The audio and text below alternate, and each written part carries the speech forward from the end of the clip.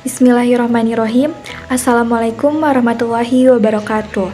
Saya Irma Septiwati dari kelas Sosiologi C semester 5 akan menjelaskan mengenai materi hukum sebagai nilai, yang mana penjelasan materi presentasi ini merupakan salah satu wujud dalam memenuhi tugas ujian akhir semester mata kuliah Sosiologi Hukum. Yang pertama yang akan saya jelaskan adalah mengenai nilai budaya dan hukum. Apa itu nilai budaya? Nilai budaya merupakan konsep yang menjadi pedoman hidup dalam sebuah masyarakat yang mengatur bagaimana seseorang berperilaku dan berhubungan dengan lingkungan dan antar manusia. Sistem nilai yang ada dalam suatu masyarakat menjadi pedoman dalam berperilaku menurut Kuncharaningrat pada tahun 2000. Nilai budaya berfungsi sebagai pedoman masyarakat dalam pola berpikir, pola berperasa, dan pola bertindak. Dan ciri-ciri nilai budaya terdiri dari yang pertama, nilai budaya bukan merupakan hal yang bersifat bawaan, namun hal ini perlu untuk dipelajari. Yang kedua, nilai budaya sebagai sebuah pengetahuan yang diwariskan kepada individu atau bahkan antar kelompok masyarakat. Dan yang ketiga, nilai budaya memiliki karakteristik dan memiliki berbagai hubungan keterkaitan dengan unsur kebudayaan lainnya. Adapun fungsi nilai budaya ini terdiri dari yang pertama sebagai salah satu pedoman bagi perilaku manusia di masyarakat, yang kedua sebagai faktor pendorong munculnya pola berpikir masyarakat, dan yang ketiga sebagai salah satu sumber tantangan cara berperilaku yang cukup penting, misalnya hukum adat dan kebiasaan atau aturan mengenai sopan santun dan lain sebagainya. Kemudian ada yang dimaksud dengan hukum. Hukum adalah kaidah yang mengatur tingkah laku manusia, dilaksanakan dan berlaku sama di hadapan seluruh anggota masyarakat, dan apabila terdapat orang yang melanggar hukum maka dikenai sanksi. Menurut Apeldoorn pada tahun 2015, hukum bertujuan untuk menjaga ketertiban dalam kehidupan bermasyarakat. Keberadaan hukum sendiri membuat perkara dapat diselesaikan melalui proses peradilan yang diperantarai oleh hakim. Selain untuk menjaga tertib di masyarakat, hukum juga dapat menjadi alat perekayasa masyarakat atau law as a tool of social engineering. Kemudian yang kedua yang akan saya jelaskan adalah mengenai hukum untuk kepentingan nilai dan sebaliknya. Salah satu paradigma mengatakan bahwa hukum adalah nilai, di mana nilai menjadikan hukum sebagai suatu peraturan yang dapat dilihat sebagai sosok nilai pula. Hukum sebagai perwujudan nilai-nilai mengandung arti bahwa hukum tersebut bertujuan untuk melindungi dan memajukan nilai-nilai yang dianut oleh masyarakatnya. Menurut Fuller pada tahun 1902-1978, hukum yang positif harus sejalan dengan moralitas. Beliau juga mengatakan bahwa hukum tidak dapat diterima sebagai hukum kecuali apabila bertolak dari moralitas tertentu. Dengan kata lain, hukum harus memenuhi suatu ukuran moral tertentu, dan hukum dikatakan tidak layak disebut hukum apabila memperlihatkan kegagalan-kegagalan sebagai berikut. Yang pertama, kegagalan untuk mengeluarkan aturan atau to safer rules. Yang kedua, kegagalan untuk mengemukakan aturan tersebut kepada publik. Yang ketiga, kegagalan karena menyalahgunakan perundang-undangan yang berlaku surut atau retroactive legislation. Yang keempat, kegagalan karena membuat aturan-aturan yang saling bertentangan atau contradictory rules. Yang kelima, kegagalan karena menuntut dilakukannya perilaku di luar kemampuan orang yang diatur atau beyond the power of the affected. Yang keenam, kegagalan karena sering melakukan perubahan. Yang ketujuh, kegagalan untuk menyerasikan aturan dengan praktik penerapannya. Adapun hukum untuk kepentingan nilai menurut para ahli, yang pertama itu menurut Donald Black, salah seorang sosiolog hukum Amerika terkemuka, sama sekali menolak untuk membicarakan nilai-nilai, sebab sosiologi hukum seharusnya konsisten sebagai ilmu mengenai fakta, sehingga segala sesuatunya harus hanya didasarkan pada apa yang dapat diamati dan dikualifikasikan. Kemudian berseberangan dengan Donald Beck, maka Philip Elzing dan kawan-kawannya dari Berkeley berpendapat bahwa hakikat dari hukum justru terletak pada karakteristik dari hukum sebagai institusi yang menunjang dan melindungi nilai-nilai. Sejak hukum menjadi cagar nilai atau sanctuary, yaitu tempat nilai dan moral disucikan, maka bangsa-bangsa pun berbeda dalam praksis hukumnya. Sosiologi hukum harus menghadapi kenyataan tersebut apabila ia ingin menjelaskan perbedaan-perbedaan tersebut. Kemudian yang ketiga mengenai hukum yang syarat akan nilai dan kebutuhan. Nilai seringkali menjadi fokus dalam pembahasan teori-teori sosiologi, terutama teori-teori berskala makro. Sebut saja teori struktural fungsional. Di dalam teori ini, pembahasan mengenai nilai-nilai bersama sangatlah penting, karena asumsinya adalah masyarakat diintegrasikan dalam suatu sistem sosial berdasarkan pada konsensus atau kesepakatan pada nilai-nilai bersama tersebut. Nilai itu sendiri adalah sesuatu hal yang dianggap penting oleh masyarakat. Lebih lanjut, nilai sebagai sebuah general agreements atau kesepakatan bersama, ia memiliki daya yang mampu mengatasi perbedaan pendapat dan kepentingan individu di suatu masyarakat. Dalam konteks teori Durkheim, nilai-nilai ini dikonseptualisasi sebagai fakta sosial, menurut Richter pada tahun 2012. Terdapat dua jenis fakta sosial yang diperkenalkan oleh Durkheim. Yang pertama adalah material observable, dapat diamati dengan lebih mudah dibandingkan fakta sosial non-material yang meliputi nilai dan norma, menurut Richter pada tahun 2012.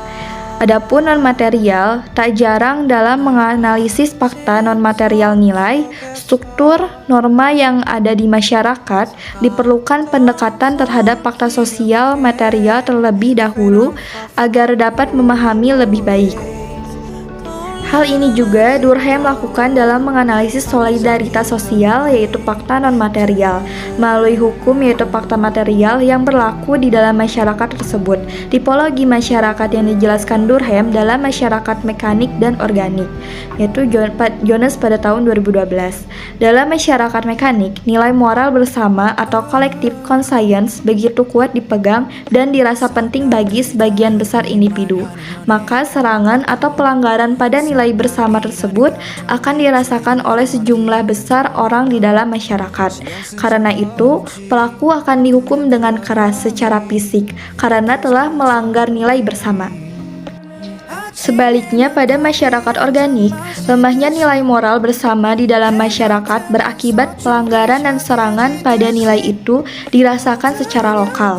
Karena itu, hukum yang dijatuhkan pun menjadi lebih mengarah kepada penggantian kerugian individu yang terdampak dibandingkan perwujudan kemarahan masyarakat.